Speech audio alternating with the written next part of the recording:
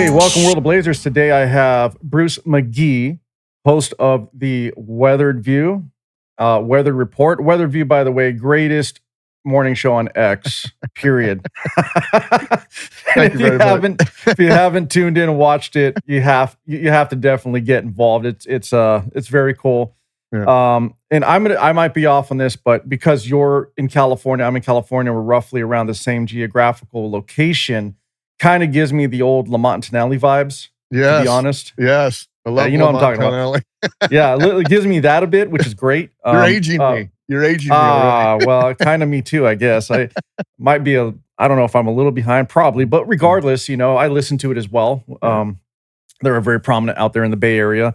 So, yeah, I get those vibes. It's really cool, except without all the censorship. So there's some choice words here and there, especially from our acquaintance Aaron. Yes, when he goes on his rants, which is great. It's funny. So let's just dive into it, man. There's been some stuff going on, but I want to get some background on you. What prompted you? First, let's say, what prompted you to get into podcasting? Because it seemed like everybody kind of did this around COVID when they were starting to pay attention to what was going on, decisions being made by the government, California government for us, but also, federally. And people were starting to realize, like, hold on, I haven't been paying attention because I don't want to be bothered with politics, but now it's kind of hit me in the face.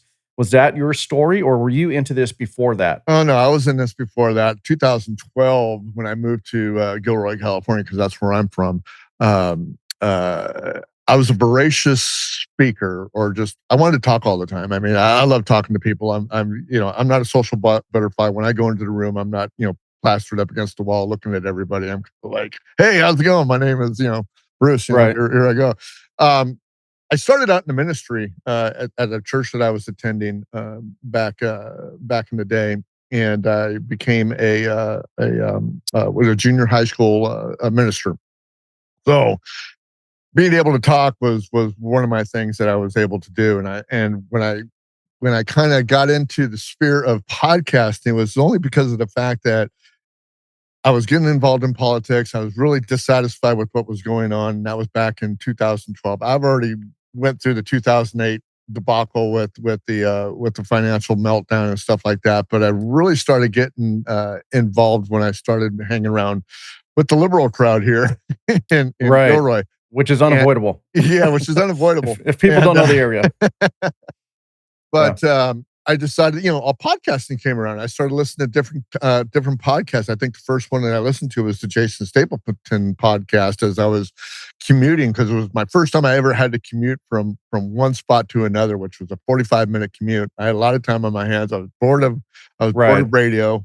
Lamont Tonelli was on. That was fine. That was great, but I was kind of beyond the music thing and beyond the Lamont Tonelli thing. So I started listening to a guy named Jason Stapleton, libertarian. And I was kind of at that point in my political verse, I was going like, oh, that sounds cool.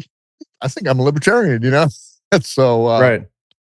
So I decided to partner up with my old co-host, which his name was Doug, and we did this out of the same garage that I'm in now, different setup. But we started podcasting then, and we started podcasting kind of like a Hannity and Combs type thing, where I was the independent kind of conservative guy. Doug was the liberal type guy and we kind of argued back and forth. Had a great banter. The show went on for 100 episodes, and then we just kind of faded away because number one, we started drifting apart. It was one of those things where you don't want to clash so much that you lose your friendship, and things were getting kind of heated in the political realm. So we kind of decided to around what year was that?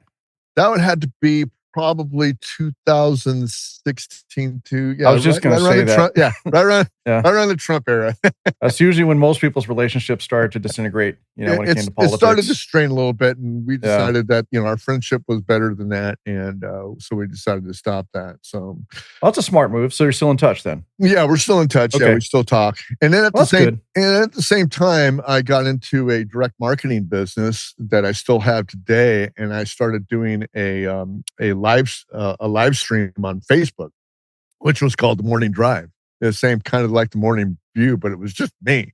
And I was Right. carrying the podcast all the way through, which I don't do anymore because I'm a terrible single It's hard. podcaster. It is. It's hard. It's tough. Yeah. You make it very easy. You Uh, sound very easy to do I that, but I have a method of how I do it, but yeah, it's not as easy as it seems, yeah. man. But it's kind of evolved from there. So I've had several different podcasts underneath my belt, and just going through this. These are the two most successful ones that I've had. We're going forward with it. I've actually spent a lot of time in the last couple of weeks, kind of getting the three businesses that I have, other than my 9 to 5, together to make a really kind of a full court assault on getting my entrepreneurial aspects going. Mm. So you're trying to push and expand into the podcasting arena more, or just all encompassing like I independent still want to media? be independent. I don't want to be a big fish. I don't want to be the big fish. You don't want to be I'd beholden rather to be a anybody. popular fish in the big ocean. Yeah, that makes sense to me. As you grow, and we've seen this with many other people in this space, is they get the deal, they get everything that they want, and then they're no longer themselves because now your sponsors and whoever's paying your check is telling you exactly what you're supposed to say, and that's not the road I'm going down either, Yeah. to be honest. So that's great background there, but let me see. So when it comes to politics, I'm gonna ask you this: you're conservative. Yep. All right. Here's the start of our conversation when we start getting into politics now, because I've seen a change, and even with my audience, as I'm sure you know, because I've expressed it before, it fluctuates. And I think people have a perception of who you're supposed to be versus what you really are. So let's talk about MAGA and what you think MAGA is, and how they've been treating everybody who's a conservative. It's like all of a sudden, if you have an opposite opinion, you're a traitor, and they abandon you, and it kind of calls into question whether or not they were your people in the first place. Because right now, in my opinion, they seem to be very narrow and close-minded on a lot of issues. But I still agree with the fundamental foundation of making America great again, and we're going to get there. It's gotten better. But what is your opinion on the MAGA crowd at this moment? And I hope I'm not offending anybody by No, saying this, but no, it's the same it's a thing. valid question. Yeah, it's the same thing I think about the far left in the same token, because Yes, there's these fringes that are outside of everything that I think that normal people think about. And I've kind of broad brushed a lot of my liberal friends that I have here in the South Valley here where I live. And I apologize for, first of all, if anybody's watching this, I apologize for a lot of that. But it's hard not to broad brush when I just believe that silence says a lot, especially when people are vocal on social media on one thing and not as vocal as something that they either agree with or disagree with you about on another level. Uh, that being said, is that during this No Kings thing, let's just take the Kings thing, because that's I what's mean, yeah, it most just current happened. and front. Yeah, I know a lot of people that went to No Kings. I look at them and I'm going like, I'm just shaking my head. But it's not a MAGA thing that I'm shaking my head about. It's the fact that these were the same people that were silent during the era of which they had power, the Biden era, the Obama absolutely. era. Yeah, They were just silent about it, but once, Trump got into office, or any Republican for that matter, or conservative gets into office, all of a sudden everything's evil, everything's this and everything's that. It bugs me. It really bugs me. And to see the silence of some of the people that I know that are most vocal on my social media and my social circle that I have, it leaves a sour taste in my mouth. And it's one of those things where you have to make decisions, and sometimes you have to make hard decisions to what your circle of friends are. I mean, really. I mean, I don't want to be into a crowd of people and then think that people are rolling their eyes and giggling behind my back. I mean, I know a lot of people do. yeah. It is I what it mean, is, but humans it's are a hard thing humans. to do especially when you're in a family situation. My friends, my personal friends, share friendships with my wife and stuff like that, and I don't want that to bleed over to her. And a lot of times, they go like, guilty by association. If he's like that, then she's like that, and it's just it makes stress all the way around. And Right. yeah, that's what I got to say about that. But as far as MAGA is concerned, um, I don't identify with MAGA. I'm an America First type guy. I want our country to be prosperous. I want our country to be strong. I want a lot of things that MAGA wants, but I'm not going to go off the deep end and be a fundamentalist about the way my conservative views are. Hmm. Yeah. I think that's the way, well, that's how I see it. I'm gonna be honest. I've made that very clear. So with that being said, though, Bruce, there is a splintering in the conservative party, Mhm. especially as of late. And we have MAGA, we have the neocons never really went away. They're still there, and then we have people that are becoming like the Thomas Massey crowd, for example. Mhm. It's not necessarily a movement but they're starting to shift over and like, wait a minute, you can't talk bad about Rand Paul or Thomas Massey or anybody else. And now we have, followers going and saying, I'm part of this group, this group. Like, I think there's like 3 or 4 different factions right now within the Conservative Party itself. And then when you're trying to call for unity, people get offended by that. Well, I can't side with you because you're pro-Israel or you're not pro-Israel, or it always comes down to freaking foreign relations, which is ridiculous. We just can't talk about America itself and what we need, but it's so splintered. Is this a sign of us losing or conservatives losing control here really soon in the midterms and moving forward? I don't think so. I've thought about this a lot with the midterms, and I, I think President Trump, and I said this during his first administration. The guy tweets like a heartbroken 14-year-old. I mean, Yeah, he has, he can't and help himself. he can't help himself. And when he started his second term, he was really, really in kind of in the background of Twitter and all that. And then all of a sudden, he started doing it all over again. And the policies that he's set forth, I agree with. I mean, to pretty much so. But some of the promises that he made, that he's broken as far as the immigration stuff, the deportation and stuff like. I don't agree with that stuff. A lot of it, I agree that we should go after the worst people that crossed our border. But somebody has been here 20, 30, 40 years, been paying into the system, has a business and things like that, because they had a traffic ticket. All of a sudden, they're getting, called Right. away in immigration court and stuff like that. I don't agree with that. I didn't vote for that. But that being said, we have to do something about our immigration system. They've been talking for decades. I mean, I'm 65 years old. I mean, these things have been talked about since I was a kid, and we still haven't done anything about immigration. And they say, well, we're working on comprehensive immigration. Well, comprehensive means we're never going to do anything about it. That's kind Yeah. of the way that I've been following everything.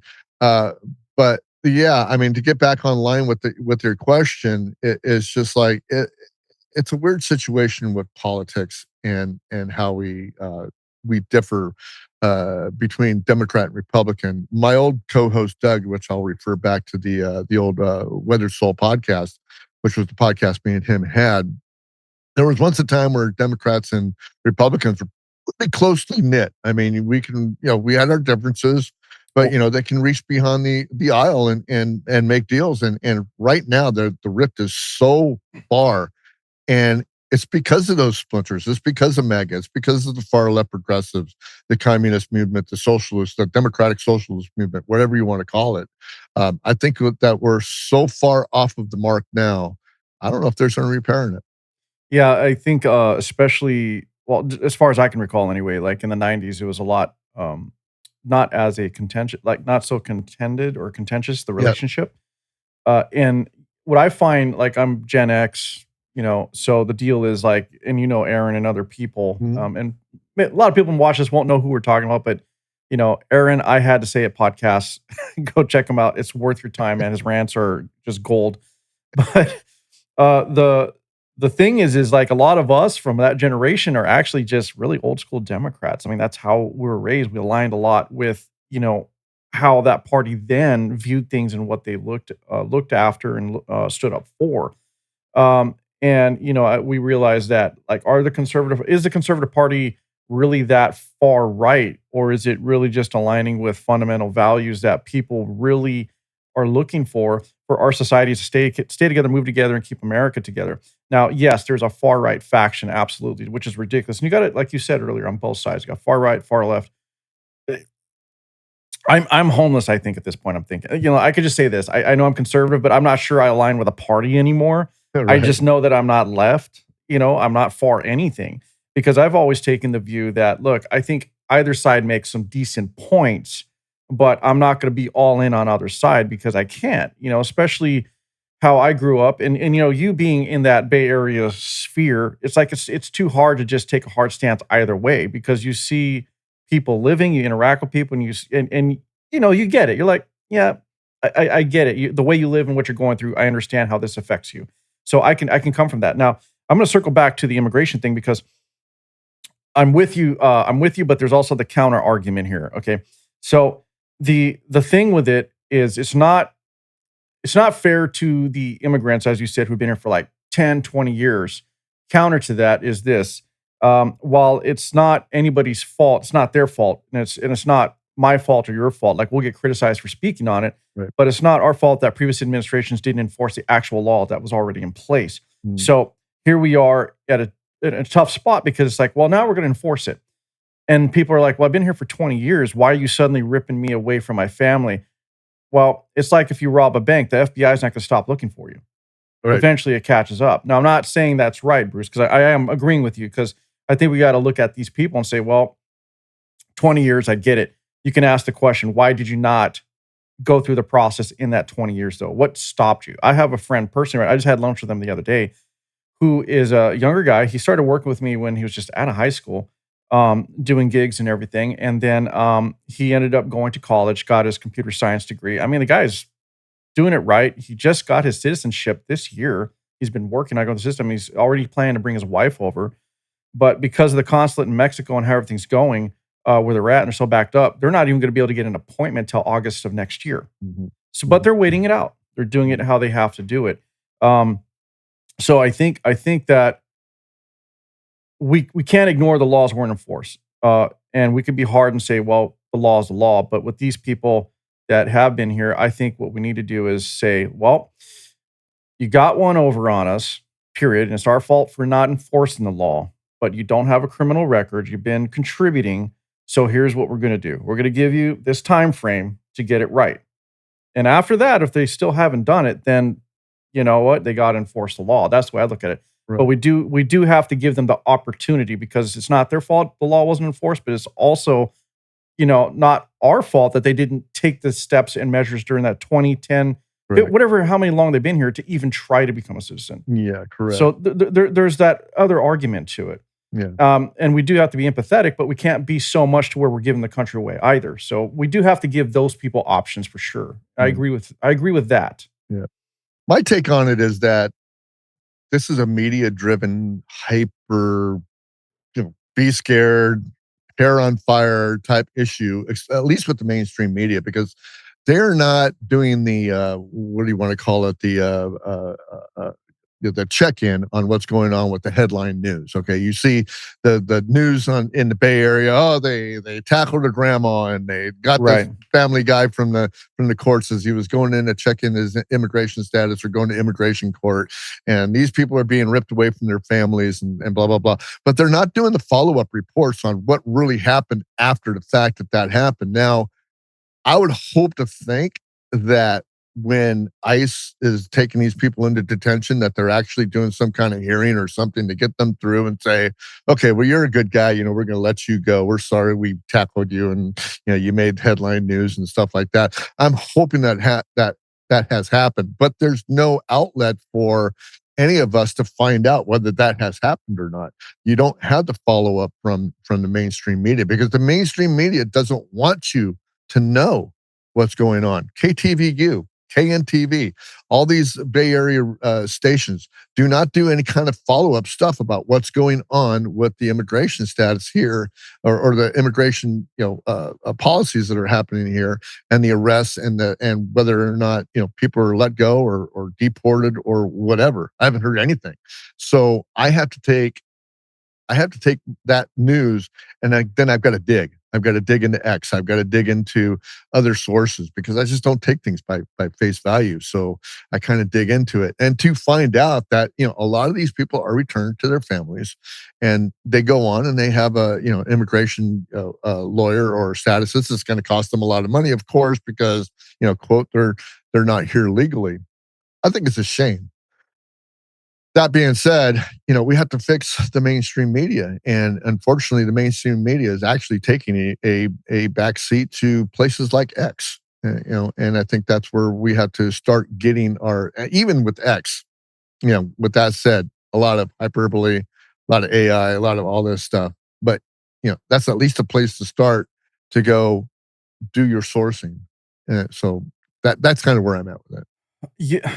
So this isn't a me responding to you and disagreeing. By the way, it's more reinforcing what you said. But the thing is they don't want to give you the follow up story because they'd be damned if there was a win Yeah. for the other side. That's really what it is. But I put the fault on the people themselves. I mean, the everyday person who doesn't want their routine bothered by actual politics or going past the headlines. I've always said this. I say people live on the surface of information. They do not want to know more. They're just following their leaders. They're following their favorite podcasts. Pod Save America. Screw those guys. Whatever.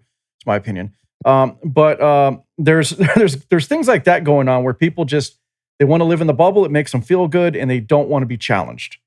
And as I said before, when it comes to these issues, like this is more current event issues. We can call it political, but it's because it has become political. But it was really just reinforcing laws that were being ignored. So it wasn't like this was something new, right? Mhm. But I agree that there isn't a follow-up because they don't want to show the wins. Right. They want to keep people separated. They want people to not know the truth so that they're just continually in conflict with each other. And this is all very well planned. I mean, I can get conspiratorial and say, well, they're trying to push us to fight with each other. Sure, let's have a civil war. Let's keep everybody busy while we secretly go behind and start, instilling the policies that the World Economic Forum has been trying to push for all these years. Maybe. But that's, those are conspiracies. Possibly, maybe, allegedly. We can go down the road later. But as far as this immigration thing, like my dad's an immigrant. You know what I'm saying? I get it. I have friends that are immigrants. I grew up around nothing but people from Mexico. I Yeah, understand, absolutely. but Same it here. doesn't mean that we can't enforce policy. And the reporting that is ignored to the follow up is an issue. It really is. So it seems like we're looking at this from a common sense perspective, or what used to be common sense. I'm not sure how common sense is anymore. But let's touch on what you brought up earlier. What's your take on this No Kings protests? Because Oh, yeah. I thought, I mean, we haven't had a king, 1776. I think it's when we acknowledged that we would never have a king, right? I'm not really sure where they're coming from. I mean, because they don't like policies that are put in place that they disagree with, that we suddenly have Donald Trump acting as a king. Yeah. I, I would have more respect for the people that went to the protest if they would just call it "I hate Donald Trump" protest. that's it. That's really That's what it it. is. I mean, everything is face value. I mean, if you take no kings at face value, that's what you're looking at, right? Okay, so the protest isn't about no kings. We don't have a king. We have Burger King. We have, Right. we have the King of Rock. And Yeah. it's silly. And like I said, I would have more respect for them if they said, this is an "I hate Donald Trump" protest. Great, fantastic. That's Could get you're behind that. you know, you're spot on, yeah, Bruce, you're spot honestly. on, and, it's just weird. I crunched some numbers yesterday, and actually, my numbers were kinda high because, I went through this. I use Grok and I use, AI. I use, ChatGTP, and basically, Grok was pretty straightforward with it. I love ChatGTP. It does a lot of good things for me. But now that we have AI, it's just another thing to argue with, so now I'm arguing with the computer, all right? I'm arguing with Right? artificial intelligence and finally got it to say what I wanted it to say. But you can get anybody to say what you want to say, right? Pretty much. But the fact of the matter is that you had 7 million people yesterday that attended these rallies, and the media's out there going like, "Oh, this is the biggest freaking protest, American protest that ever happened." Fine. That's great. My co-host now for the Weather Report, Ken, would agree. He says that stuff moves the needle. The essence of what was happening in the protests yesterday is that the Democrats are on their back heels right now. They need to get voters out. They need at least 1 million new voters on the rolls to at least kind of do some kind of swinging to change the midterm elections. That's a tall order right now to get, especially in the volatile environment that we have in the political spectrum. Yesterday, like I said, they had 7 million people. 1.9 people or 1.9 million people were at college football games yesterday. Another 45 million people were watching from their homes or whatever platforms it is for for college football. Whatever everybody else was doing beyond that 7 million people, which is 155 million people who voted in the 2024 election, that 7 million people is a small number. In fact, it's about 6% of the people that voted. And let's look at this number. So 330 million people population, and let's take voters out of it. And I don't know what the actual number of people who are eligible to vote in terms of age and whatnot. Right. But if you just take it by population, that's just barely over a little over 2%. Yes. Yeah. So I'm looking, and numbers mean something. And numbers mean something. It really does. And I think that in my estimation, it was a huge protest. Good. It was a huge protest. A failure by all means, I think. I really do. I don't. It might have moved the needle, or it might have made everybody in the progressives and the disgruntled Republicans. It might have made them feel good that they ran around with signs and everything, and they were circle jerking whatever they wanted to do. Right. But to me, it was a huge failure as far as a political movement. I mean, it didn't move me. No, it didn't. And just like the last protest that they did, this No Kings, it's like they have to keep doing it because it's apparently not effective. I don't think. And if you got less than 2 or roughly around 2% or so of the population of the United States of America actually participating, and then also look at let's look at the generation of people that are participating. From what I see in videos, it's not younger people. It really isn't. Yeah, but okay. So your generation, let's just say, Bruce. But regardless, that in and of itself speaks volumes because it's telling you that the future, the people who are going to drive the future of this country are not bought in. No. It's a Saturday. You can't say that they're all working and stressed out. A lot of people have days off on Saturday. What was their excuse for not showing up and supporting if this No Kings movement is exactly what represents how people feel in America? Because it fucking doesn't. It just doesn't. Absolutely. Absolutely. It's just a bunch of whining cunts, man, just going out there trying to get attention. That's all it is. Exactly. And the culture shift also takes a lot into consideration when they're doing that. So you had the old people like us, the old hippies, even my parents, the older people than that. Those are the ones that were out there. Probably a lot of boomers were out there, of course, because there's other people my age, like I said, that I know that went to the rallies yesterday. And then you got the fringe Democrats that were out there. I don't think that there was a lot of what do I want to say? The people with the bullnose rings, people with all that. They're out there screaming and hollering. Yeah, and then you get the reporters out there that are kind of cherry picking who they're interviewing and going like, "Oh, these people are dumb. They don't even know what the hell they're freaking here for," and stuff like that. I think the movement had an issue with just the general face value of what it was. Like you said, a bunch of crybabies. I really think that it was a crybaby thing. We didn't win. Our king isn't in power, and your king is, and we're going to do everything that we can to get your king out of power so our king can rule. But still, in that fact, there's no king. He was elected. And I agree. I mean, that's just what it is. I mean, if he was a king, why can we still not get his nominees to be approved and move forward? Like, there's still hangups on that. He could just say, I don't care. These guys are in. That's it. Why is there certain legislation that he approves or even through executive orders that, people push back on or goes to the courts. If he was king, we wouldn't have that. If people would just shut the hell up and just say, all right, well, that's what he said. We've got to go with it. Yeah. So there's obviously, he's obviously not a king. They just don't like that he's upsetting the norm, right? And pushing back against the system. Whether you agree with him or not doesn't matter, but he's just stirring things up. The thing that you said earlier is very true, though. Regardless of the cherry picking of who they interview, these people, most of these people that get behind these movements don't even know why they're there. The fundamental reason that this No Kings thing is even going on is exactly what you said. They just hate Donald Trump. Great. Okay, so I just had this. I just had a recorded an episode yesterday, or before we did ours, so the day before, with Phil Moriello, and he's the host of California Underground. Yeah, and so we talked Prop 50. And when we're talking about Prop 50, and you're in California, so, very relevant to you, we discussed the reasoning behind it, what the intent is, the truth, and the consequences. And one of the things that stood out is what he experienced and what I experienced, which is relating to what you just said, by the way. I'm getting there. So what it is people don't know why they even support Prop 50. I've had this conversation with friends the other night, and they're bringing it up because they've discovered my podcast. So now it's like, and I appreciate it. I do. I get the support from them. But what happens is I start asking the question. Okay, great. Let's get down to the root of it. Why do you support it? They don't even really know. They just know, well, Texas did this and Republicans and, that's not right. And so, okay.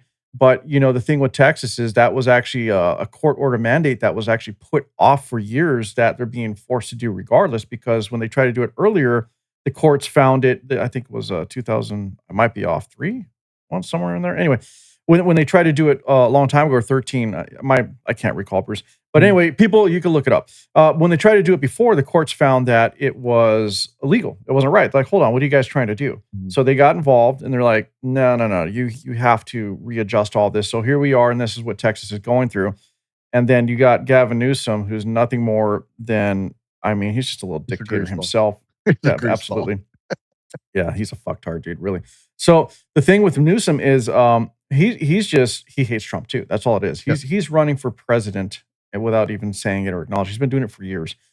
And this whole thing, as you know, is nothing more than an attempt to keep Democrats in power. Absolutely. We have I don't know if we have the most delegates. You may correct me on that. Do we have the most delegates? I'm not sure if we have the most delegates. I know that we have a huge amount of delegates. We have a lot. We have a lot. I should know that. I should know that. I don't know why I don't. As long as our population dictates that, we have a lot of delegates. Yeah, but anyway, we're the state that matters when it comes to voting for the president. Period.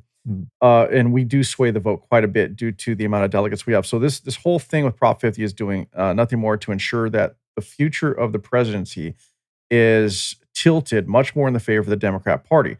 And so people are saying, well, I oppose Prop 50 because I oppose what Donald Trump's administration is doing. Well, it's not Donald Trump that is telling everybody to redistrict. We redistrict every 10 years unless there's a special circumstance, right? So the thing with this, what's going on with California and them trying to do this is just trying to ensure that they remain in control, or that they can grab control in the presidency. But what people don't understand is if you hate Donald Trump and you think this is a good reason to do this, you're also ignoring the future of California, though. They're not looking at it from that view, because as we move forward, look, conservatives are already underrepresented in California as it is. And the argument from the California government, more from Newsom and his cronies, is, well, it's going to go back in 2030.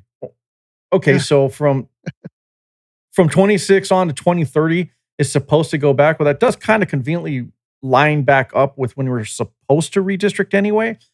So, and then at the same time, it's like we've never seen anywhere in history where in government where if we give them a little, they give it back. So people are not seeing the whole picture here. I don't know what your opinion is on Prop 50, but I did have that conversation, so I thought I'd bring it up and see what you think. Yeah, well, Proposition 50, which I've already voted on, I turned in my mail-in ballot, because I'm, that's just what I do. To me, this little special election, mail it in. We can just do it, and I did. So I vote no on everything anyway, so it just doesn't matter. But whatever the case may be, no.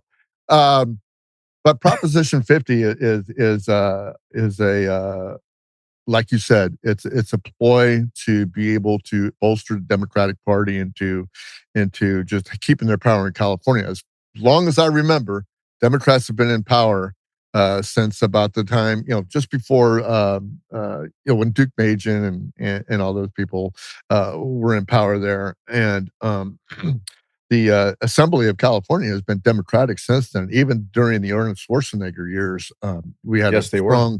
a strong Democratic presence, and now they have a supermajority. They want to keep that supermajority. 2010, we voted the fact that we wanted an independent citizen council to go ahead and do districting in California.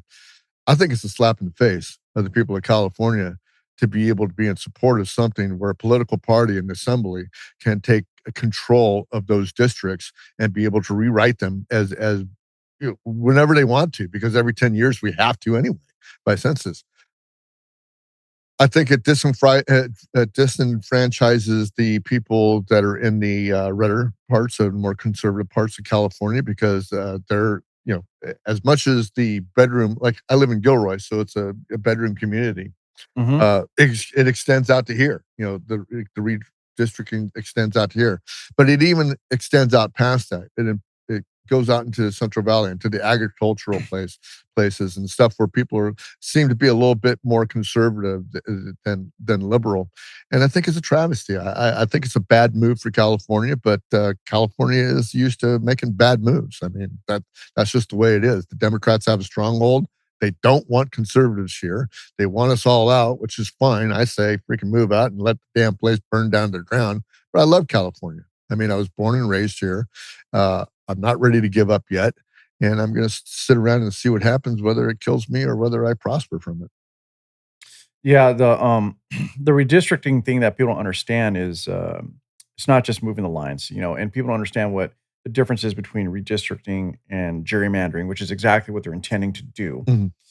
And what this is gonna do, I'm gonna give you an example. Like, we know, you may know that, like, District 3 and 5 in California, which is roughly, as you said, Central Valley, Mhm. is conservative. Yes. But in this redistricting, what may even happen is they'll combine 3 and 5 into one district, which dilutes its power when it comes to voting for Mhm. issues in California. Another tactic they will use is they might take some Democrats from this district, move it over to another one. So also further diluting the voting power and consensus of a district that may have been red, but now we're looking at it being purple. Mhm. So they know what they're doing and what they're trying to do. There's even conservative districts up in far north. Once you start getting up into the Napa area and past that, Mhm. they're trying to rope into a more democratic district now, which Yeah. is what they're trying to do. So yeah, they're pretty much screwing California over, Yeah. and that's what people aren't seeing. Like, okay, cool, you hate Donald Trump, you don't want to have a Republican president going forward, whatever. But the reality is, you got to look at, as a resident of California, what it's going to do for California moving forward, and it sets the precedent in that while you can screw conservatives in California over, if it ever flips the other way, you've already put into place, well, now you're on the other side of it and you're going to be crying about how you're not represented. Yeah. So that's what people are not understanding. It's not, you can't just have this knee jerk reaction to, like, I hate Donald Trump, so fuck him and I'm not going to. Okay, great. There's other ways to approach that, but you're giving your rights away right now. And while you may be benefiting from it now because you have the supermajority, in the future, California is going to be screwed because you already put into place what is acceptable, and when it becomes fully Republican, for example, they're going to run with that. And there's nothing you could do with it. They'll just go, oh, yeah, but remember 2025? Eh. It So never ceases to amaze me, the stupidity of the political parties. and again, it comes down to the average person, Bruce. And I hate calling people stupid because I don't think they are. I just think they don't want to be bothered or so overwhelmed with their daily routines that they just don't have time. Point in case, I go on Threads once in a while, which I recommend you don't. It's a cesspool, but I go on Threads once in a while, and what I'll do is I will go down the rabbit hole of arguing with people just for entertainment, and I don't do it all the time, but every once in a while I get in the mood. And what I did is I typed in Prop 50 just to see what people are thinking on that side, and almost everybody that was talking about it was referring to the advertisements that they were seeing. Oh god, it's terrible. I'm like, hold on, your entire basis for how you're going to vote is based on the advertisement you agree with. It's terrible. It That's is the so problem. terrible. It's Yeah, terrible. that's the problem. I mean, if you want to flip something real quick, let's go to Prop A, which is the California thing where we lost the federal funding to the hospitals and stuff. And the advertisement I saw the other day, because I stream everything, is now that they're looking at, oh, okay, so now first responders are going to be affected by Prop A. All of a sudden, you're not going to get cops that are going to be coming to crimes they're happening here. The cops already don't come to the crime Yeah. scenes, and the Yeah. problem with crime is that you could do all you want to get first responders going to where they want to be, whether that be cops or whether it be fire department, whether it be the EMTs or whatever. The fact of the matter is that you still have the other side, the hospitals and everything that are involved in this. Is the federal funding being cut for Medicaid and places like that gonna affect small town hospitals? Yeah, it's going to. Federal funding is going to affect everything. But what head of the snake do you chop to make sure that everything is right across the board with federal funding for all of these programs? We can't sustain the programs that we got because they keep just either taxing us to death or and if they can't tax us to death, they keep creating more money. And it just dilutes our money. It dilutes our buying power.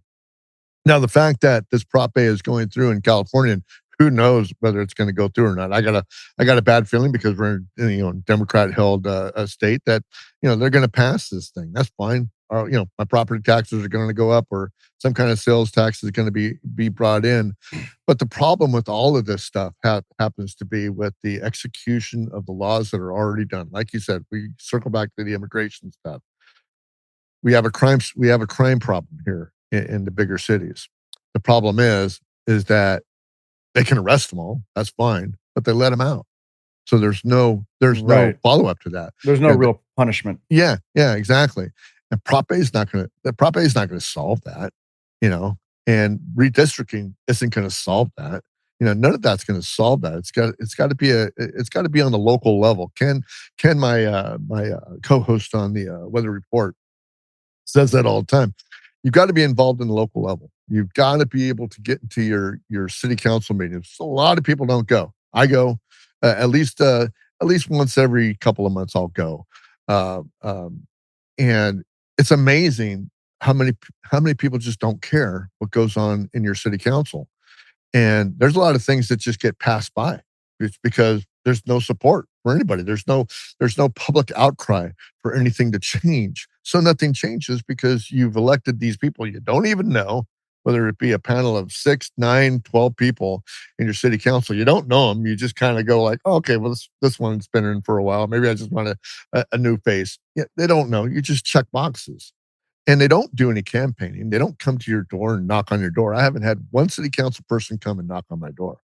So the best thing you can do is either get involved in your community, get involved in your city council meeting, and get involved on the local level and run for your first step up, which is like the school boards and stuff like that. It's terrible from what you see out there. And I urge people that if you want change, you have to go out there and do it on a local level. Yeah, agreed. So I've always said this that um, pressure comes from the bottom. It's bottom up. It's not top down. Mhm. And I've actually had this discussion with a local politician in my area, and I actually had him on the show, one of the early interviews. And it wasn't my greatest. I could have pushed on him a lot more, trust me. But the reality is, he didn't agree with that. He's like, "Well, it does. That's not true. The top, it works from the top." And then, I'm like, "No, dude, you're not seeing that the foundational base is the majority of the people.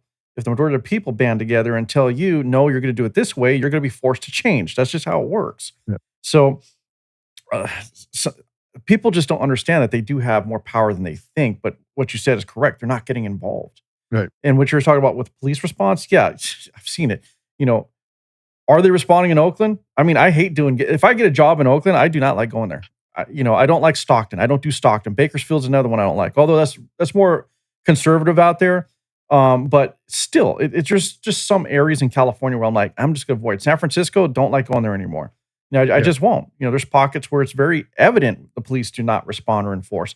But, when you were just talking about federal funding, as far as it being applied or taken away from like police or hospitals or whatnot, let me ask this question though: how is the federal government responsible for it when this is something that is managed at the local level? I mean, it's the policies put in place by local government that got you here. When it comes to hospitals, do we really need federal funding? I mean, let's be honest. Obamacare screwed the industry. All it was a attempt to price fix the industry. Lord, no, I can't prove it, but who knows who got whatever kickbacks from this whole deal. And now it got from where I remember I can get insurance for a certain price that was affordable to like, no matter what you do, here's your price across the board. And the only people who benefit from it are those who literally are on the edge or below poverty level. Everyone else, this is your price. And Period. it's designed. It's designed. It's designed to be that way. It was a total. All you got to do is follow the money. I mean, if you sit back there, and now it's easier than anything to follow the money. You've got several websites out there that have their pulse on the finger of federal spending and who gets what from where. We could talk about any politician you want to. They're all funded by somebody. Even somebody as saintly as Thomas Massey is still getting Yeah. federal funding and stuff like that. So we can go there all day.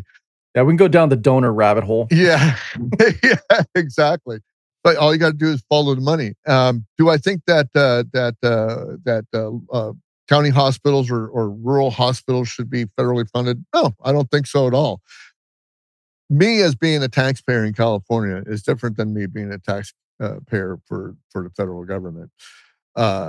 We vote on our taxes here in California, and if we don't vote the right way, well, then the legislature just passes it anyway. So I mean, the Yeah, but I didn't vote for the additional gas taxes that they're imposing. no. But yeah, Governor Newsom just decided that That was just a governing body governing body or board that decided, hey, due to environmental whatever, we're going to add another percentage. Yeah. I didn't vote on that. Yeah. So I think really what it comes down to is this is just a great big bitch fest for everybody to, kind of throw their matches into the fire and say, it's bad that, federal funding is being, stripped away from this, and Medicare is getting stripped away from that, and Social Security is getting taxed for this and everything.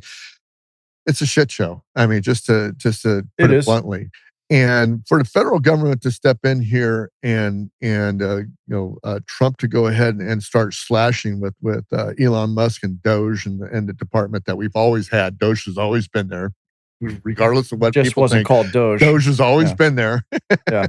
And but this is a thing that needed to be done. And I think, to me, if you would cut 15% across all programs across the board, what lives, what dies, is what I think is fair and honorable. Do I think that we should close all these departments? Oh, yeah, absolutely. Department of Education, Department of Transportation, all these money makers that have all these contracts and stuff to their preferred people, unions and stuff like that. I'm not a union guy. I like unions. I think unions are good. I think public sector or the public unions, the federal unions are atrocious. But that being said, like I said, Ken, like I said, I refer to him a lot, in the weather report. He thinks that it should be 50% across the board, just slash everything all the way across the board. And that's kind of high. Yeah, I was kind of high. Yeah, but I would say maybe, but yeah, but there's a whole bunch of social safety nets that are out there that don't need to be there, because what happens is people get dependent on this stuff. It's like, don't feed the animals at the zoo, because then they get used to the people food, right? So that's the point. That right there, what you said is exactly it. We created this. Yes. People became dependent because we Absolutely. were letting them become dependent on it. I want to clarify something, because I just realized that what I said about the hospitals, people are going to give me crap about and say, "Oh, you have no heart." No, people would. I want to explain that a little bit. What I said about pulling funding from hospitals, because after Obamacare and everything else that happened in the insurance industry, I'm just going to give you a story. I remember when my brother got in a major accident where he rolled his car, the whole bit, and this was, oh man, this was years ago. But even then, things were exorbitant. And there's no reason you could tell me a box of Band-Aids costs $5,000. Right. Okay. The medical industry needs to be looked into, and they need to be torn apart, and they need to be regulated because your medications shouldn't cost what they are. But that has more to do with how they regulate the drugs and whatnot. And we're flipping the bill for most of the world when it comes to the percentage of how much we pay versus like the people in Europe or Canada, et cetera. And but when it comes to the hospitals, like, is this surgery, a certain surgery, really worth $30,000? Is it Yeah. 30,000? Is it really worth 50,000? Yes. Why is my cancer medication, thank God I don't have cancer, but why is cancer medication 20,000, 50,000 per? Mhm. Like, Mhm. why? That Mhm. doesn't make any sense. Why are bandages being billed at $5,000? Doesn't make any sense. So while hospitals can cry and scream, they are charging. They are getting their money. What they don't like is they're not going to be federally subsidized when someone walks and doesn't pay the bill. And a lot of that is from people who don't have insurance, who are not necessarily the working class. It's the people that were relying on these programs, Mhm. as you said earlier. So this is going to be painful, but I think we need to have this reset. We need it. States need to be more responsible for the things that they want. So I decided to move to Gilroy, California.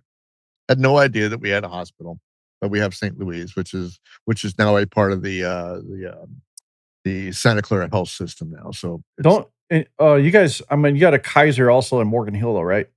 I think it's in Morgan Hill, or we have a Kaiser here in Gilroy. It's a oh, it clinic. is in So Gilroy. yeah, so it's not a hospital, but make a long story short, I had a emergency appendectomy a couple of years ago, in which they had to come get me by ambulance and take me all the way to San Jose, which is 45 minutes away. I shouldn't be here. There's a couple of times Right. I shouldn't have been here. But the fact of the matter is that they couldn't take me to St. Louis because, of course, I had Kaiser insurance, so they had to get me up there. I just think I'm all into about the 10th Amendment. I'm into states' rights, but I think states have gotten used to sucking off of the government tit, Of and course. and I think it's wrong. I think that in some ways, and I hate to say this, that governor is right. I mean, Governor Newsom is right to be rebelling against Trump on a lot of stuff that Trump is trying to do federally within California, because I think that California is a sovereign state. Every state is a sovereign state. Every state is the sovereign country, and we decided to come together as a union to be able to defend our borders against enemies and stuff like that. But we're still sovereign states within itself, and the federal government ought to do what the federal government was supposed to do, and states need to do what their citizens want them to do. And whether or not the Democrats want to fund hospitals and abortions and stuff like that with my tax money is only my decision by vote. It's actually states are democracy, and then the whole of the United States is a constitutional republic because that's what we Yeah. decided to do. Because you know, as you know, and you being in California here too, when we vote in California, the majority wins. That's what it is. It doesn't matter whether San Francisco is a huge voting block and that Los Angeles County is the biggest voting block of any country or any state. The majority wins, and that's why we have this Democratic supermajority here. But the fact of the matter is that states ought to be able to fund what they need to fund here within their own state, and the federal Yeah, government needs to stay as much as it is possible. but using their own damn money, using Yeah, our own money, yeah, right? If and here's the caveat to that. If states need to get back to statehood, yeah. correct. But then you should also reject all federal funding if that's going to be your stance. You need to manage yourself. It's a slippery slope. I'm just saying, Yeah, because what are we supposed to be, the fourth largest economy in the world, as he likes to, brag about? yeah, Well, if we're making so much money and you're raping us so much in taxes, why are you even accepting federal funding for anything then? absolutely, absolutely. I There's no agree. reason for it. I agree. I No agree. reason for it. And here's the thing that we need to get back to. I think some of these states and these governors also need to realize that you are a member state of the United States of America. And so and this leads to like what people were talking about with the National Guard, right? and we can argue whether or not how Trump is handling it that is constitutional or not. Uh, but my take on that is if you're going outside the union and opposing the union and you're no longer aligning with the union, at what point does the federal government not say, hold on, guys, you're no longer representing what this entire nation stands for? Mhm.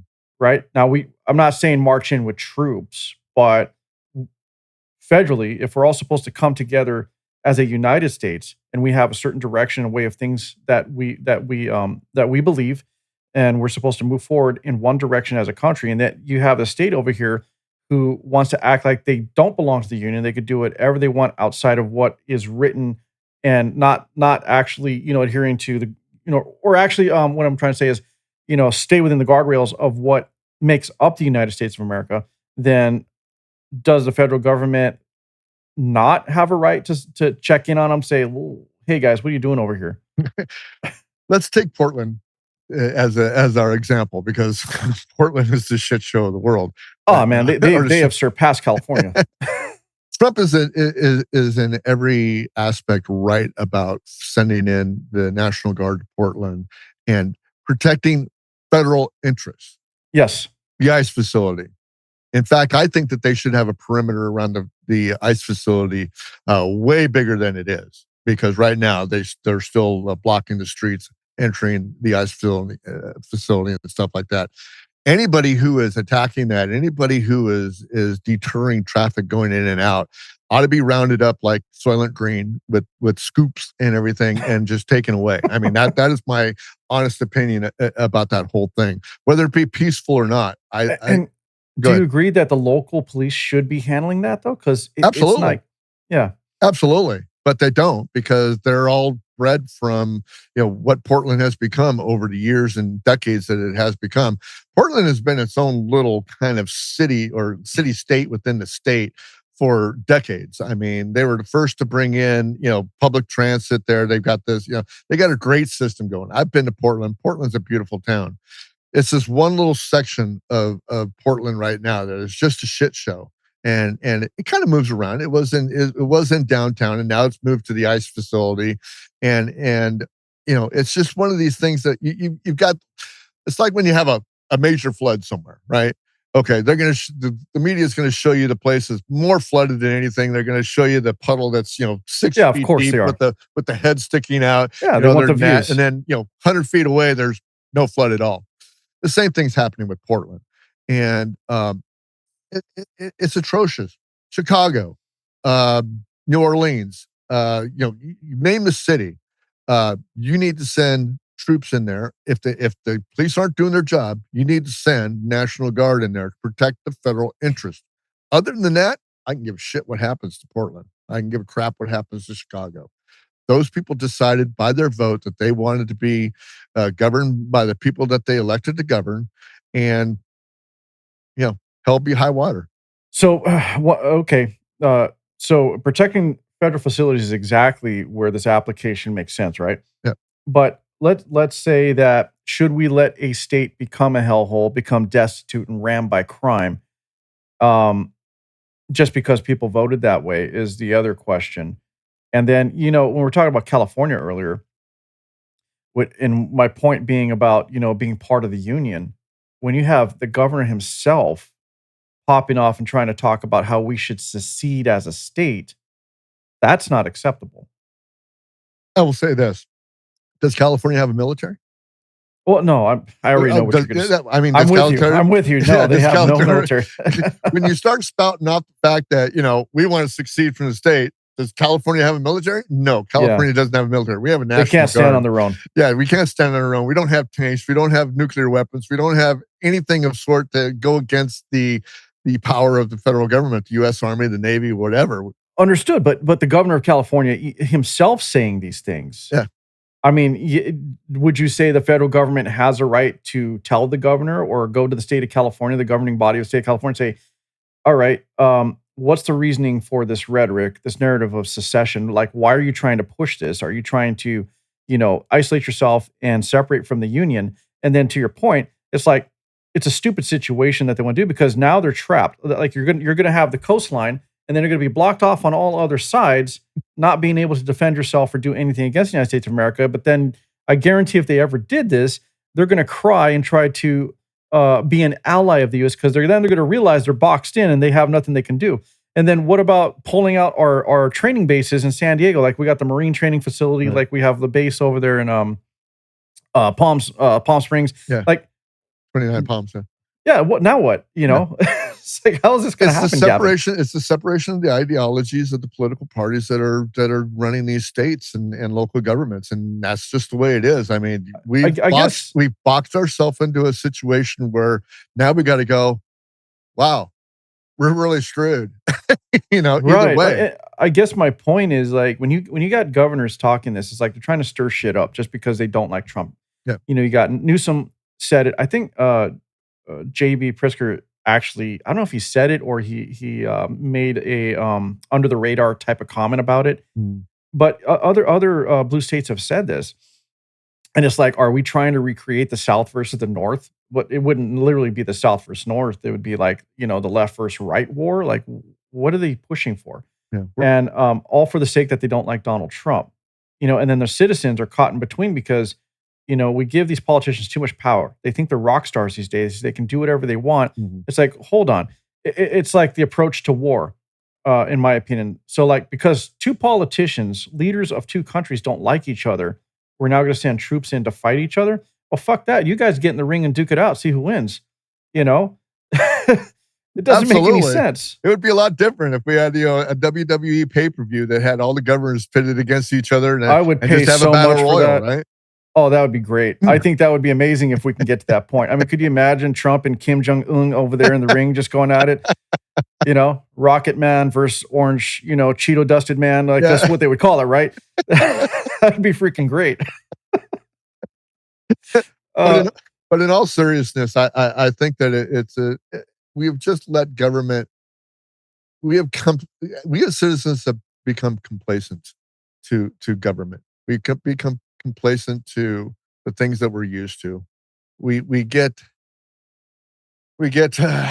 just really comfortable with what we have, man. I mean, really. I mean, I never thought in a million years that I'd have a home. I'm sitting here with a home. I'm doing everything that I can do to protect it with insurances, with cost of living, with making sure that this thing is still standing, on its foundation and stuff like that. And yet, outside of my little bubble that I have around my, less than a quarter acre freaking home here, I've got walls falling down around me, and so we like the Costco's, we like the convenience, we like the sunshine. We pay a sunshine tax, me and you, George, and all that stuff is falling down around us, and we're looking at each other and just going like, we created this.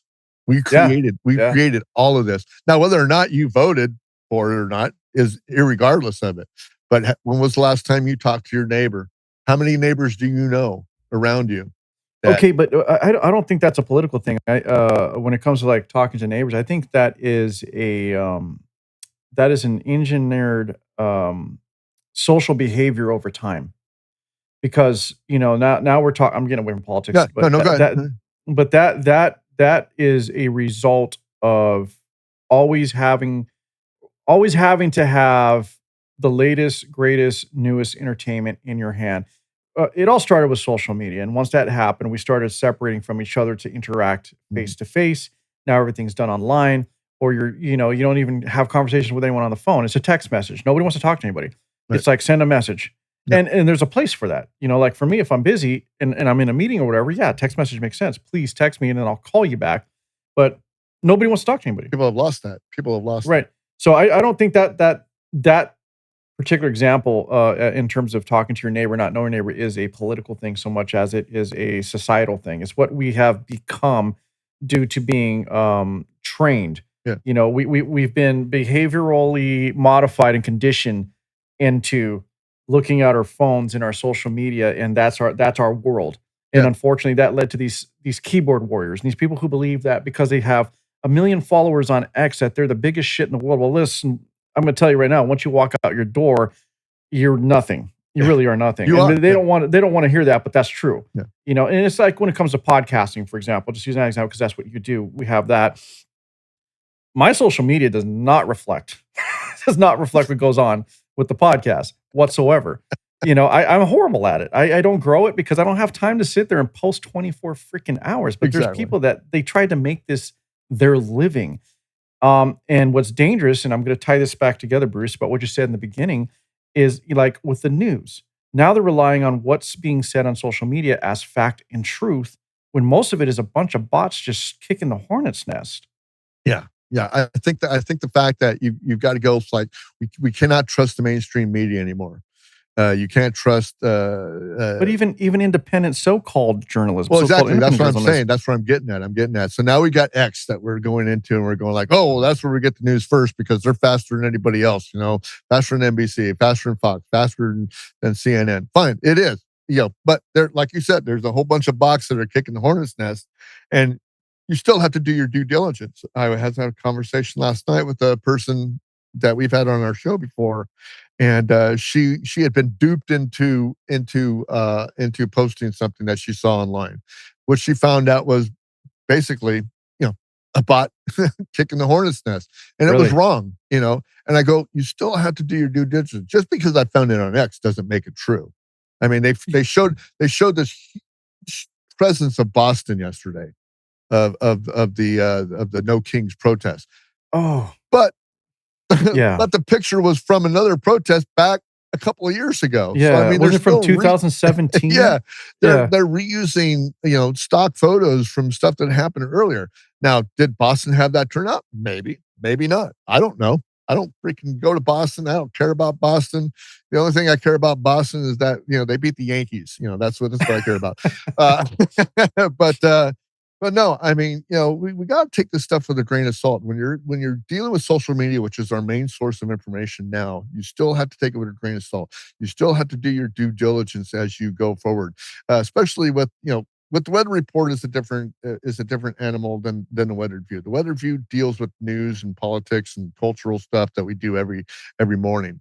I still have to research before I get into that realm on every morning Yeah. before Absolutely. before I go with, because a lot of these guys, and I love all my freaking co-hosts, my collaborators and collaborators will come out sometimes, and I have to go like, hey, whoa, you know, this is what's really going on, even though we have a dialogue there that we discuss these things back and forth always, because it's open dialogue, it's a critical thinking discussion and stuff like that. But you have to do your due diligence. If you don't do your due diligence, I'm doing my listeners wrong by giving them bad information. And then they're going to react, whether they're, the dozens of people that I have listening are Yeah, going no, to react. I agree. Yeah, they're going to react in a way that is contrary to what's really happening out there. I think we have No, a I I agree. think we have a responsibility as independent podcasters to at least do as much due diligence as we can to get as much fact out there as possible. Screw the Hannitys, screw the Joe Rogans, screw everybody else, like that.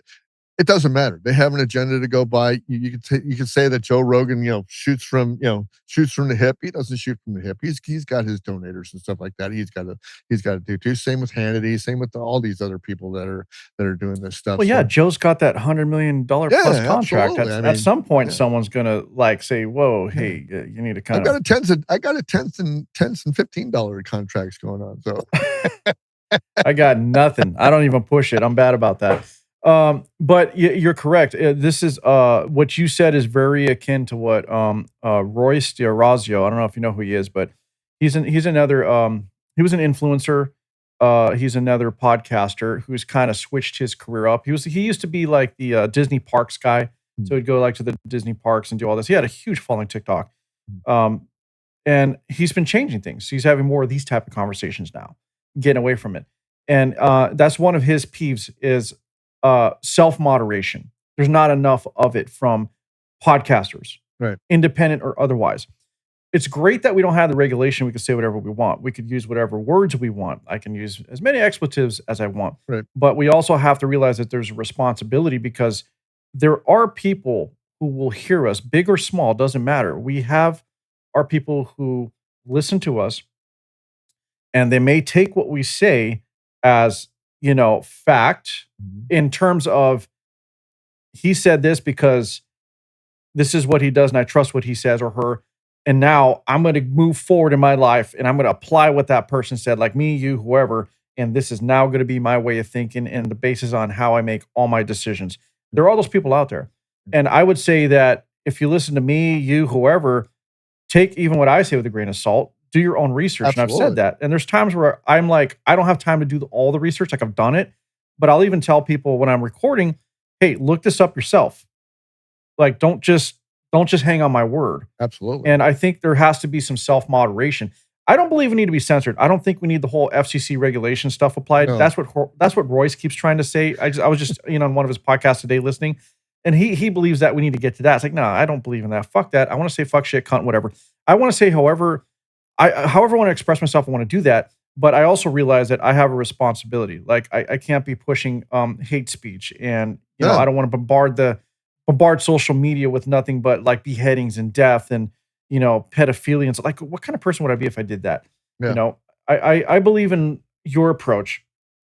Do your research, present facts and data, and I say facts and data at the time of my recording. Yeah. Because as things progress, it could change. It could change like right in the middle of your podcast. Right. It's happened. I'm like recording something and all of a sudden I see something pop on next. Like, well, all right, I guess that's no longer valid. So, but whatever. But yeah, I'm just saying you're correct. I believe everything that you said is absolutely true. And unfortunately, too many people are easily influenced and they hang on the words of like these, Ben Shapiro's, Joe Rogan's, Michael Knowles, all these guys. And I'm not saying they don't have valid points, but in the end, they're no different than you or I. They're just people. They're just people with opinions. They are not qualified to actually be somebody in which you would hang your entire life view on. Yeah. They're just not. Yeah. Period. Same thing with a politician. They're just another person. Mm. There's nothing special about them. But George, would you sell out like Aaron would for the $100 million contract and just become the next Rachel Maddow? I would never be that. But at the same time, I get it. I get the question because that is something that I think all of us think about. Yeah. Like, let's just be honest. Would we not rather have this be our career, for example? But there's a problem. Problem with that is you do get what you ask for. Yeah. Once it becomes the career, then it becomes the grind, and then it's no longer you literally caring about what you're doing. You're just like, God damn, I gotta put another one out. I got to talk about this issue, and then you're just stuck in this stuck in these four walls that you can't escape. Right. Because if you don't do X, you don't get Y in return, and you're part of this vicious cycle of being a content creator. Oh no, I'm broke for again. money. Yeah, exactly. Pretty much. But as far as the $100 million question, yeah, I mean, I think most people will say they wouldn't, but they would. Yeah. Yeah. Question is how long can you hack it? Yeah. Like, how long can you swallow it before you blow up and say, fuck this, I can't do it anymore. Yeah. I can't do it anymore. Yeah. I mean, I would think that someone like me or you would have the integrity to, I mean, even if someone waved in front of your face, I mean, it's hard to turn that down. But at the same time, you gotta stand up for who you are. So I can't answer that question until someone actually presents it to me. Right. Because it would be tempting. Yeah. Think Well, about right now that. I'm living the dream because I love to talk. I love podcasting. When I started podcasting, I was like, man, this is great, man. I'd be able to talk. And the whole thing is when I get into my social circles now, which is mostly because I live in a Democrat kind of area. Yeah. When they start talking about politics and stuff like that in a social situation, I'm going like, hey, you know what? I got two shows. I got the Weather Report and I got the Weather View. Let's talk fishing. Let's talk baseball. Let's talk football. Let's talk anything that I don't have to talk about other than what you can get from one of my two shows. That's basically what I tell them because it's so freeing. And in that way, number one, I get to do what I love. I get to enjoy the people that I like to hang around with. And it's not work. And like you said, it's the $100 million question. Would $100 million help me out?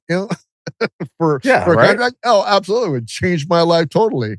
But then it would be the grind and everything else like that. And then my other two businesses. I'm in a direct marketing business for Plexus Worldwide. I use the products. That's what I do. I love it. I have a backyard nursery. I love gardening. If I got $100 million contract into doing gardening and stuff like that, would it be different than what I'm doing now? Absolutely. Would it be a grind? Absolutely. Would I hate it?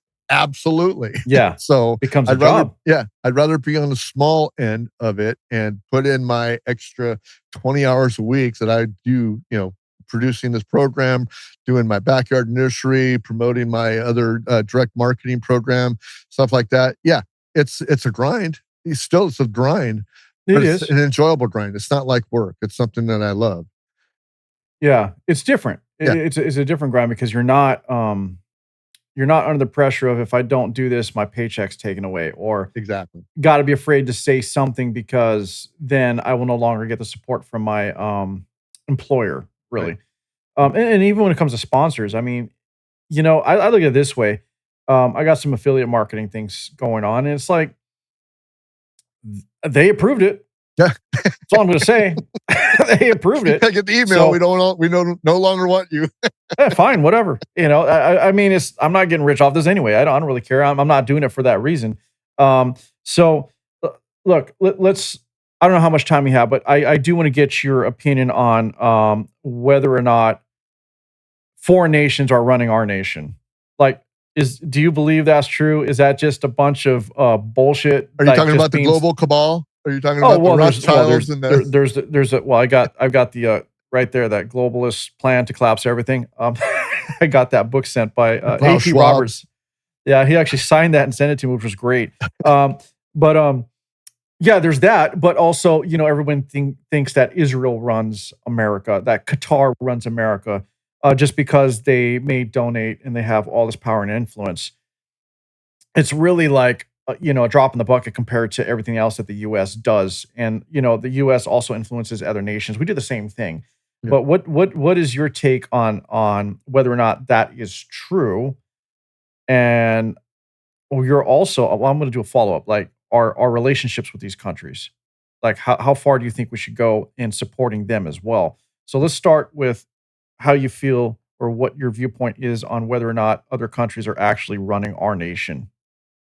I think they have an influence of it. I think that the United Nations is probably the worst out of all of them about the perpetrators of running other countries and running this country. I really believe that that's so. Even though we disdain the United Nations and why it's still sitting in New York, I have no idea because they don't represent us at all. Yeah, well, some will argue the UN is really the US, Yeah, but and all you got to do is look at the headline this morning.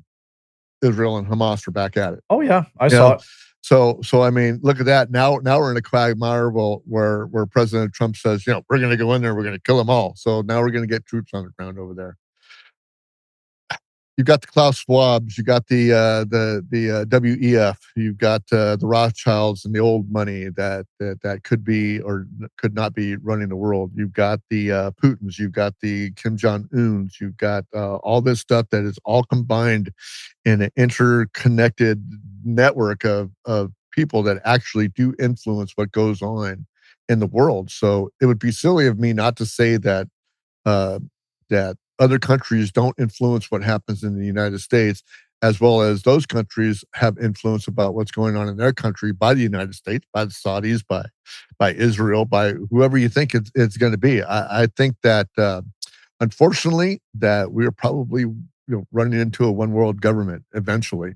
Not in my lifetime. I mean, I've got one foot in the grave. I probably got 15, 20 years left in this Yeah, life. you never know the way things are going though, Yeah, you never Luis. know. I don't want to live till be 100. Put it that way. But Gotcha. but no, I think that unfortunately, unless I see it, there's not enough turn in the actual world of countries and stuff like that that is able to turn the tide of a one world government. I really think that there's powers out there that are more powerful. Money's talks, bullshit walks. And I think that the situation that we're looking at. Look at UK. Look at all those European nations. They're all just going to this one world government that they feel is correct. Saudi Arabia is going to be one of those people like the United States that are going to kind of push back on that.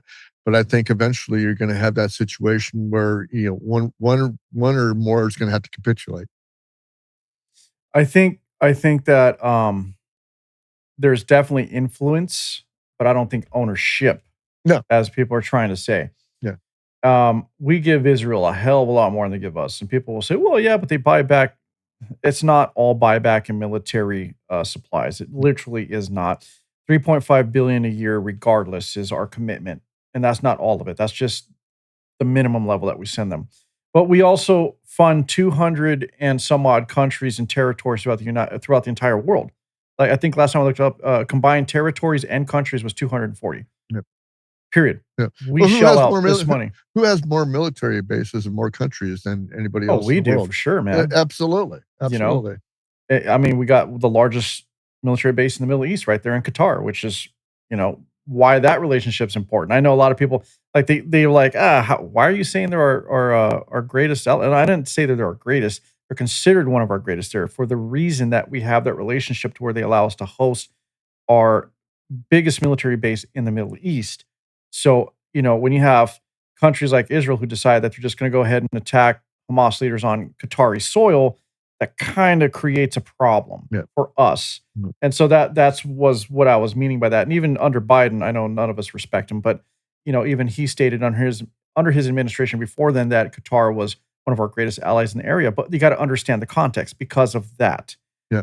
And so they try to play Switzerland in the Middle East, but they're really not. We know they're playing both sides. The US accepted it. We know that. We're not stupid. But we also have the power by way of having our base right there to go, oh, hold on, guys. let me reel you back a bit. So it's a very tricky relationship there. But I don't think that anybody's running us necessarily. Yeah, sure. We may have some politicians that are influenced and definitely, look out. Like we could talk about Ilhan Omar, who basically looks out for Somalia first before the United States. But I'm not sure it's all due to funding. She's just fucking out there.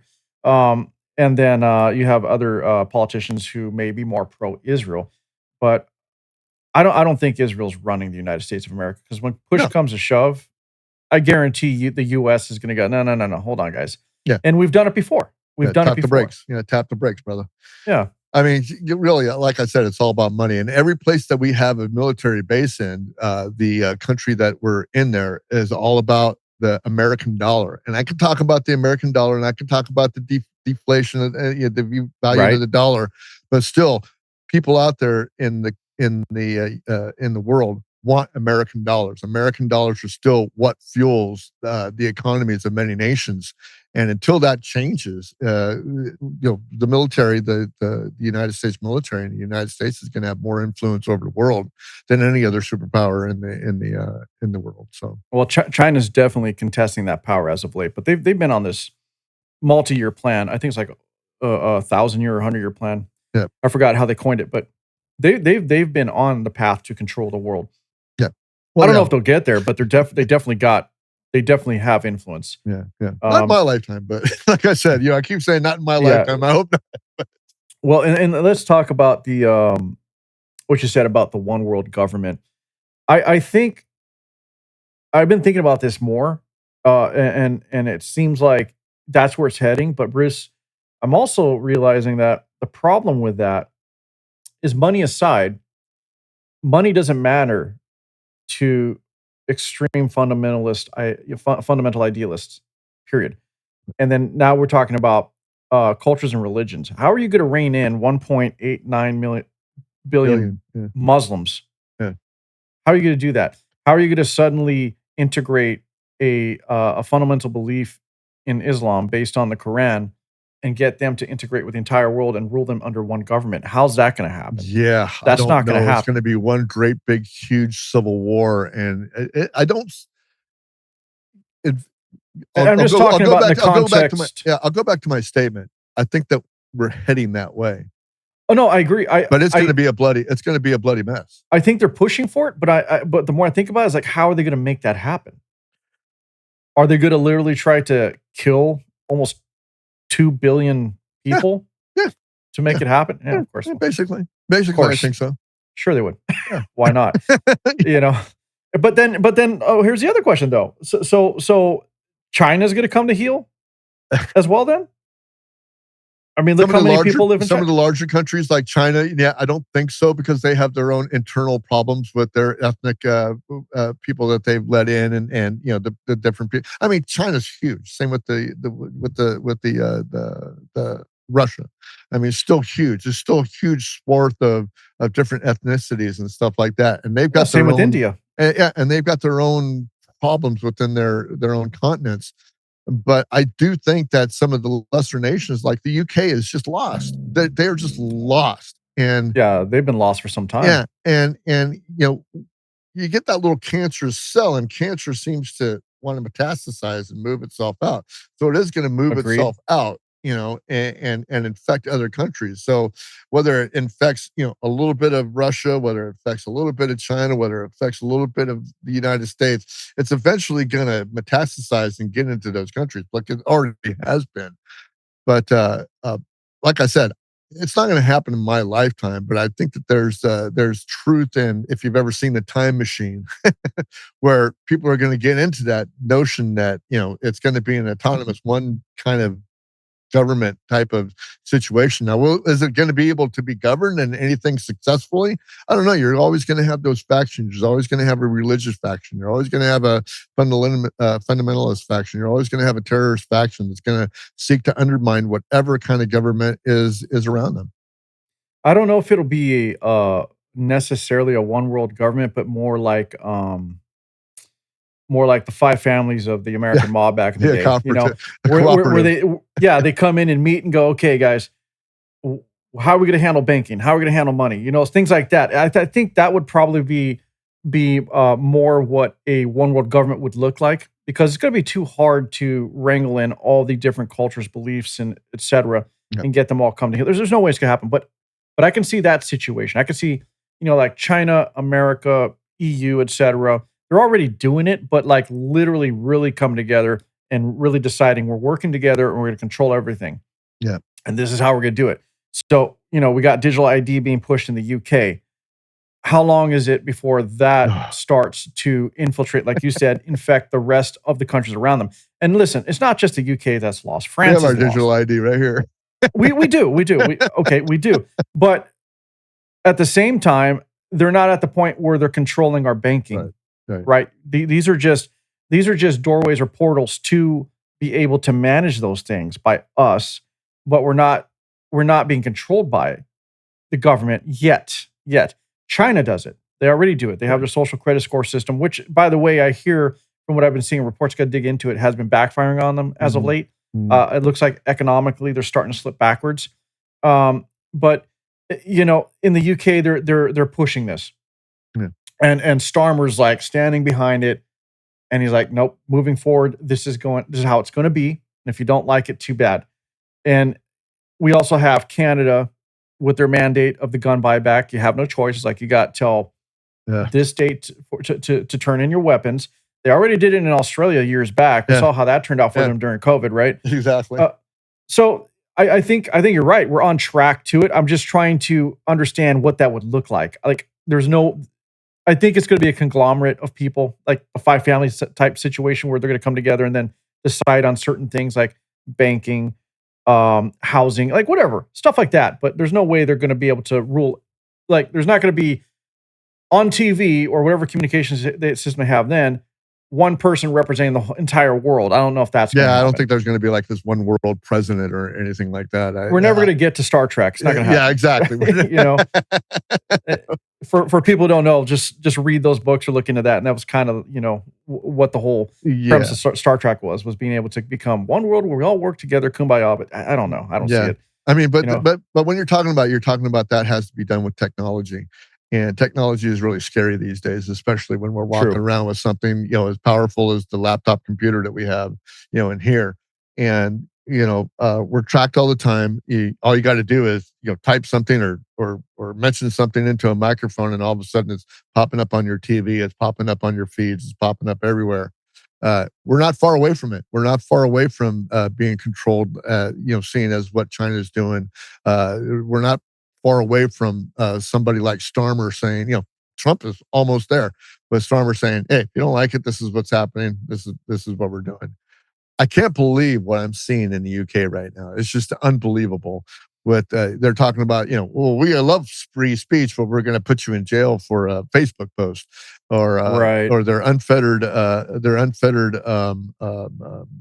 borders of immigration that they're letting people just change the whole culture of what the UK used to be in order to just like, push down their own people in order to find, favor with Islam and the Muslims that are in the area, and to be able to accept the Sharia law and the other cultures and stuff like that. They're able that seem not to want to assimilate into the culture of where they moved to or immigrated to. But the same thing is happening in the United States. We're fighting different factions here and there in different states that are going like, we don't want Sharia law here. No, I don't want Sharia law here. I'm used to the law that I'm used to being under. And if my wife has to worry about being in a certain area of town where she needs to cover her face or whatever, like that, bullshit. That's not what I was. That's not what it's all about. And I think that the other countries in this world are like I said, even ours are slowly shifting to that norm, and whether it be the enormity of the Islam faith or the Muslim faith or whatever you want to say, and Christianity is on its way out, or maybe it's on its way back up with the killing of Charlie Kirk. Uh, there's a retribution to be had, and I don't know which way it's going to go. I'm kind of scared about it. I think the EU or the European countries need to be like Poland. The Poland isn't messing around. They don't care. Yeah, They're controlling their borders. You know, you can't give away your own culture and your statehood due to empathy. right. And under the guise of empathy and acceptance is how, since you brought it up and we're talking about it, Islam itself is going to infiltrate other countries and turn their cultures. And since we're talking about UK, it's funny how we had all these videos and people pushing the rhetoric that the culture of UK wasn't all white. Now they're trying to push out the idea of it being a white nation. Well, I'm sorry, but white people are actually indigenous to that area. Yeah. I know people don't want to. They all want to believe that it's always a person of color who Yes. was the inhabitants of all places in the world. Really, a person of color inhabited and colonized and developed, the areas of the north of ice and snow. Sure. Right. And that's not true, and the people of the UK or skin color is white. And this isn't a white versus black or color thing. I'm just saying that they're intentionally pushing the narratives to change the culture and get you to accept it under the guise of racism Mm, and empathy and acceptance. And what we're seeing with what's happening in New York with Mamdomai is like, how scary is that? yeah. You know, and people say that, oh, he's in trouble because of the debate he had. Why? Because he asked whether or not Cuomo visited a mosque. Like, who gives a fuck? How many fucking Catholic cathedrals has Mamdomai been to? How many Exactly. times has he fucking prayed the rosary or gotten his knee down on in a pew? Like, seriously, that's what sways the votes. Like, how ridiculous are people? It's pretty scary to listen to Mondami speak, getting back to US politics and what's going on in New York. It's scary to me to think that that's It's all happening. related, though, Bruce. Yeah, It's it's all all related. Yeah, related. it's all related. But I mean, it's pretty scary to living where I came from. I mean, I was born in the 60s. I grew up in the 70s. I matured in the 80s, got married in the 90s, and here I am today. To be able to listen to somebody like Mandami, to be able to listen to Ilian Omar, to be able to listen to AOC is totally foreign to me. But I don't count anymore because I'm a dying voting block. My voting block is getting slimmer as we age. And these young people are coming up, and I have faith that some of the young people, there's still going to be a 50-50 split. No matter what happens, there's still going to be a 50-50 split. But I can't feel sorry for the people in New York City that are going to vote Mandami as their governor. I don't feel sorry for the people in Minnesota who keep Ilhan Omar in power. You get what you freaking vote for, no matter the makeup of your city is either there's a lot of conservatives in there, but there's more Democrats. But I don't. okay, but that argument, Bruce, which I do agree with what you're saying. Yeah, But on the certainly. Yeah, surface, let's be honest. yeah, You're saying in that situation they got what they vote for. Now that applies a lot to what happened in California when we we're talking earlier. right. But when we're talking about like Ilhan Omar, her Mhm. district is made up with largely Somalian immigrants. They have the power. They've already went ahead and shifted and tilted the balance in their favor. Right. Same thing that's happening in New York. Under everyone's nose, you have this Muslim population that has grown exponentially, just blown up. And now that you have someone like Mandami, it's getting all of them to come together and unite to cast their vote Right. because they know that they have the power to do so. So while they may have gotten what they voted for, who voted for it? Like Yeah. who got what they voted for? Well, That's the other question. that's what I'm saying is that you don't have the Republican Party or the Conservative Party or the Democrat Party who's against even Mandami, and the numbers enough to whelm that vote because people just don't get interested about it. They're busy like me. Like when I get done with this podcast, I got another podcast I got to prepare for tonight. I'm having Aaron, a repeat of Aaron that I did earlier that I'm doing, but I got to do that. I've got stuff that I got to do out of my yard. I've got shopping to do. I've got this to do. Right. People are so consumed with their own lives and so consumed with other things in their lives that this will take care of itself. Somebody will vote him out, or there'll be a pushback. And then you wake up on the morning after the election, and you're like, oh my God, they fucking won. And then they're just going like, well, now what? So I really believe that the political parties, number one, aren't doing their job. And some of them do it better than others. Okay, the Democrats are out there. They got a machine. They know how to freaking run an election. And Democrats, when they get into like California here, or excuse me, the Republicans, when they talk about winning elections here in California, just do not put out the effort to go ahead and run a decent candidate, nor do they know how to get their people involved enough to want to go out and vote. So a lot of times, a lot of seats around here in California get uncontested because a Republican just says, I'm not going to win, so why run? So like I said, that's where I get my premise that you get what you vote for because there's not enough base or there's not enough enthusiasm of that candidate or that party to Yeah. move themselves forward. It's almost like you get what you don't vote for. Yeah, Right. yeah, yeah. And Basically, the thing with we're talking about the youth in the future is like the fact that someone like AOC, who's I mean, I hate to say it because sometimes she actually has a sliver of genius, but a box of rocks can literally become the representative in her district. don't talk about my baby like And then that. and then the other one that's baffling me, my brother and I on our other show all the time, Hank Johnson. Oh my God, have you seen this guy? No, I have I not. just encourage you to look into Representative Hank Johnson, Congressman. Okay. There is absolutely no reason this guy keeps getting reelected. I'm just gonna leave that there. Just look Okay, into I'll him. take a look at him. I guarantee it's I got gonna it be wrote down. gold. It's gonna be amazing content for your shows. You're gonna love it. I'm gonna say that he takes the cake. Yeah. That's all I'm gonna say, and that's saying a lot, right? Well, So- you got to ask yourself. Lori Lightfoot was probably the worst Mayor, mayor of Chicago in history, and they turn around now they got Brandon Johnson. I mean, how do What are you you do gonna that? How do you top? Yeah, how do you top that? You see clip after clip after clip of him in a city council meeting with his people, going like, "You're despicable. This is what you're doing." Blah blah blah blah blah blah. And then when they come to want to, elect a mayor, they elect somebody even worse than what they got rid of. I don't even know what the thought process is behind the voters when they like looked at that situation. Yeah. I mean, like serious? I don't get it. I don't get it. That's the Let's whole just hold say my that we beer just shit, don't right? get it all. We're not going to. Yeah. All right, sir. Do you want to wrap this up? I think, Yeah, sure. I think Yeah, we've had some let's time. go. Yeah, I've got. We're recording on a Sunday, so I got football to watch. Yeah, Throw some stuff on the grill. absolutely. You know how it goes. My fantasy football's my fantasy football team is totally tanked. Hey, what was your team, by the way?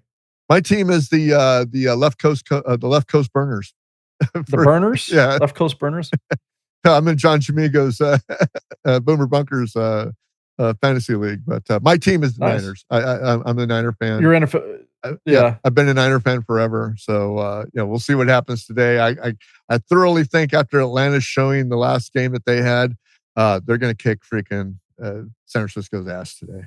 The problem with Frisco, man, I know we're not a sports show, but listen, I'm a Niner fan. The problem with the 49ers is how do we start the year with all of our starters getting hurt? Yeah.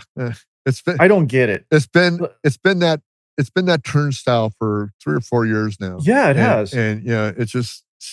So are we gonna start questioning the conditioning coaches yet? I think so. The dietitians? I mean, something's not working. You've got 300-pound guys that are running around doing what world-class sprinters used to do decades ago. Absolutely. No, you're right. So, you've got that aspect, inertia and kinetic energy actually work, and You're correct, but come on. How many other teams have this big of a percentage of their starters hurt and on the bench?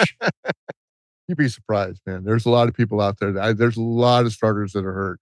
And it's just unfortunate that San Francisco just bears the brunt of all of that. And like I said, probably the conditioning coach, And even with the schedule that we had, we had the weakest schedule out of everybody. And I just believe, I hope that Kittle coming back today is going to make a difference. I hope so too. Yeah, I hope that does make a difference. Yeah, because I had the other tight end on my team, and they just seemed to forget about him the last couple of weeks. And not that it made any difference with my fantasy league, but it did. Well, we can only hope. Hey, at least we have that. So, we can take a break from politics and watch football. Then we can argue NFL's nothing but politics anyway. But anyway, and I got to go spend my traditional $300 a week at Costco also today. Yeah, I hear that, man. All right, Bruce, thank you so much, man. You have any parting words, anything you want to say? How people just can go find out there and join us on the Weathered View every morning from 6 a.m. to 7 a.m. on X Spaces. All you got to do is go down there and follow any one of us that there. And that's what we do.